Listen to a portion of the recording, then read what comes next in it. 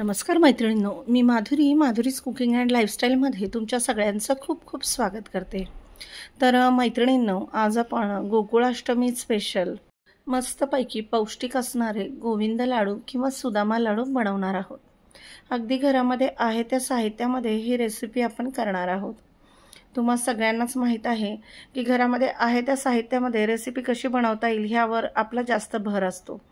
चला तर मग अगदी झटपट होणारी रेसिपी आहे, काहीही अवघड नाही, अगदी कुणीही सहज करू शकेल असे गोविंद लाडू बनवूयात।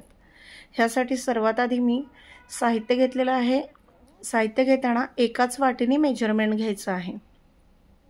तर या स्टीलच्या वाटीने मी 1 वाटी शेंगदाणे, पाव वाटी तीळ, 1 वाटी डाळव, 2 वाटी पोहे, 2 वाट्या गूळ, 1 वाटी सुकं खोबरं, 1 चमचा वेलची पावडर घेतलेला आहे।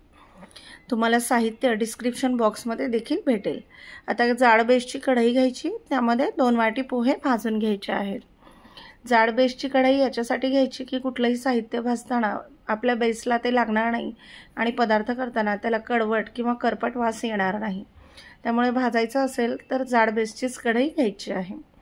पोहे हे पातळ असल्यामुळे अगदी 2 मिनिटात भाजले जातात। आता मी कांदे पोह्यासाठी जे पोहे आपण वापरतो ते पोहे घेतलेले आहेत। तुम्ही इथे पातळ पोह्याचा वापर देखील करू शकता। आता थोडंसं दाबून बघायचं आहे पोहे भाजले की नाही। पोहे छान कुरकुरीत झाले की समजून घ्यायचं पोहे भाजलेले आहेत आणि मग पोहे काढून घ्यायचे आहे। पोहे भाजण्यासाठी अजिबात वेळ लागत नाही। गॅसची फ्लेम आपण मध्यमच ठेवलेली आहे। मोठ्या गॅसवर कुठलंही साहित्य आपल्याला भाजायचं नाहीये। आता पोहे भाजून झालेत। आता आपण काय करतोय, काढून घेतोय। ह्यामध्ये मी 1 वाटी शेंगादाणे घातलेले आहेत। शेंगादाणे देखील छान सोनेरी रंगावर येईपर्यंत खमंग भाजून घ्यायचे आहेत। शेंगादाणे जेवढे खमंग भाजले जातात तेवढा पदार्थ छान होतो। आता शेंगदाणे भाजून झालेले आहेत, याला मी काढून घेतेय। साहित्य कमी असल्यामुळे आपल्याला हे साहित्य भाजण्यासाठी खूप जास्त वेळ लागत नाहीये। तर शेंगादाणे मी काढून घेतलेत। हे गोकुळाष्टमी स्पेशल लाडू जरी असले तरी मुलांसाठी खूप हेल्दी आहे। आता 1 वाटी डाळव घेतलेलं आहे, ज्याला आपण फुटाण्याची डाळ असं देखील म्हणतो। ही भाजलेलीच असल्यामुळे ह्याला भाजण्यासाठी खूप वेळ लागत नाही, 1 मिनिट खूप झाला। आता हे डाळव भाजलं की याला काढून घ्यायचंय। डाळव म्हणजे भाजलेली फुटाण्याची डाळ आधीच भाजलेली असते, त्याच्यामुळे याला खूप वेळ भाजत बसण्याची अजिबात गरज नाही। आता गॅसची फ्लेम बंद करायची आणि याच्यामध्ये सुकं खोबरं घालून घ्यायचंय। सुकं खोबरं हे खूप पटकन भाजलं जातं, त्यामुळे गॅसची फ्लेम मी बंद केलेली आहे। कारण गॅसची फ्लेम जर तुम्ही चालू ठेवली तर हे खोबरं करपू शकतं। अगदी तेवढ्याच गरम कढईमध्ये खोबरं छान खरपूस भाजलं जातं, त्यामुळे तुम्ही देखील गॅसची फ्लेम बंद करूनच खोबरं भाजून घ्या। आता खोबरं काढून घ्यायचं आहे। खोबरं छान कुरकुरीत होतं भाजलं की, आणि कुठलाही पदार्थ करताना खोबरं जर भाजून घेतलं तर कडवटपणा अजिबात येत नाही आणि पदार्थ लवकर खराब देखील होत नाही। त्यामुळे करंजी असू द्या, लाडू असू द्या, कुठलाही पदार्थ करताना खोबरं कंपल्सरी भाजून घ्यायचं। तुम्ही खोबऱ्याची चटणी देखील बनवणार असाल ना तरी देखील खोबरं भाजून चटणी करा, खायला खूप मस्त लागते आणि लवकर खराब होत नाही। आता खोबरं भाजल्याच्या नंतर पाव वाटी तीळ आहेत, ते देखील आपल्याला भाजून घ्यायचे। तीळ मस्त तडतड उडेपर्यंत आपल्याला भाजून घ्यायचे आहेत। तिळगुळाचे लाडू बनवताना देखील आपण तीळ भाजून घेतो, तुम्हाला सगळ्यांना माहीत असेल। त्यामुळे काय होतं, लाडूला छान खमंगपणा येतो आणि तेल देखील मस्त सुटलं जातं। आता तीळ देखील भाजून झालेत, याला एका वाटीमध्ये मी काढून घेतेय। तडतड उडायला सुरुवात झालेली आहे आणि हलकासा कलर देखील चेंज झालेला आहे। आता जेवढं भाजून घेतलेलं साहित्य आहे तेवढं एक 15 ते 20 मिनिट थंड करून घ्यायचं आणि त्यानंतर सगळं मिक्सरला बारीक करून घ्यायचं आहे। तर ऑलमोस्ट मी आता 15 ते 20 मिनिट थांबून घेतलंय। शेंगदाणे बारीक करून घेतलेत, कारण शेंगदाणे बारीक व्हायला थोडा जास्त वेळ लागतो। त्यामध्ये पोहे घातलेले आहेत आणि थोडासा गूळ ॲड केला आहे। आता हे सगळं मिक्सरला बारीक करून घ्यायचंय। तर ह्या पद्धतीने मी बारीक करून घेतलेलं आहे। हे ताटामध्ये काढून घ्यायचंय।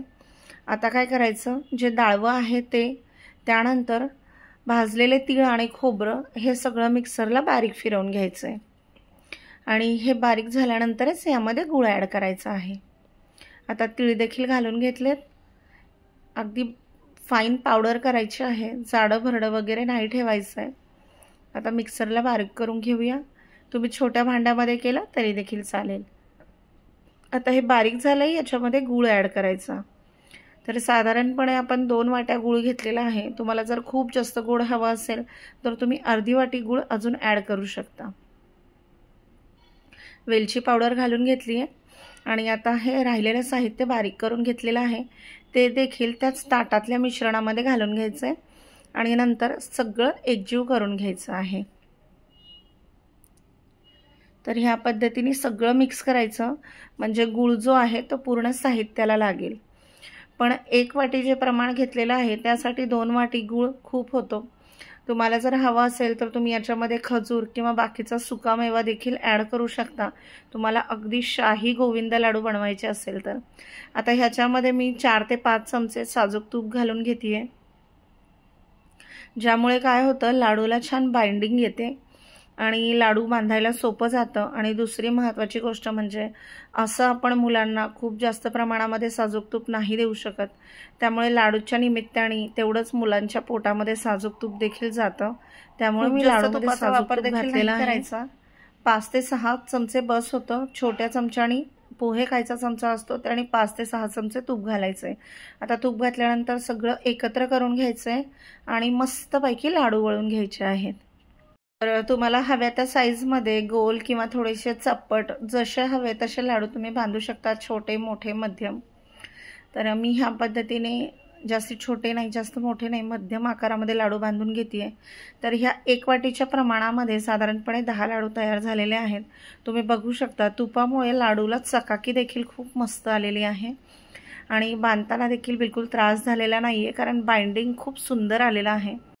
तर ह्याच पद्धतीने मी बाकीचे लाडू देखील वळून घेतलेले आहेत। तुम्ही बघू शकता ह्याच पद्धतीने आपण लाडू बांधून घेणार आहोत।